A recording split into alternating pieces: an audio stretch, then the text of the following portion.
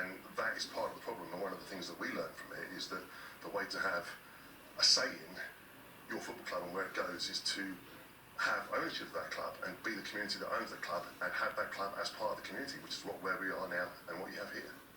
And what does it mean for a community to potentially lose a football club? Like that process, what does that feel like? So on the 28th of May 2002, when we were all going about our daily lives as you do as a football fan and doing things like going to work every day, but also in our case protesting against the move, we found out that the club had been given permission to move 70 miles up the road. And that night, at a pub called the Fox and Grapes in Wimbledon, which is where the team back in 1889 first started training and changing and playing, the fans gravitated there to come together just to say, just to be together at the moment of what do we do now? But the important thing is there were people already there, the people behind the club, and by the people I mean the fans behind the club, were going around and saying, we can do this again, we can start over.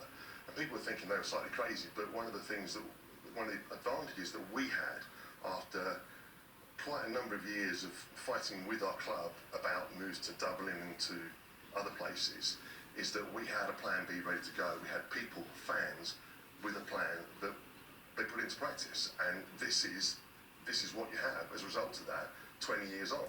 This is the sign of what you can do if you are a bunch of supporters and you work with your community and with the people in the club to make something happen. So while I look at Morecambe and I'm heartbroken for Morecambe fans for what they're going through now and the pain they must be feeling, because when you lose your football club overnight, it isn't like you've just been fired from a job or something. We all know that football fans go to football and are into their club every second of every day that they live their lives. So when you have that ripped out, you can't just switch off and go, oh well, because it does matter.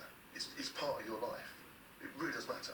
So all I would say to Morecambe fans is that as much as it's heartbreaking now what they're going through, and we really feel that, they can start over and go again, even if they have to start again at different levels or whatever.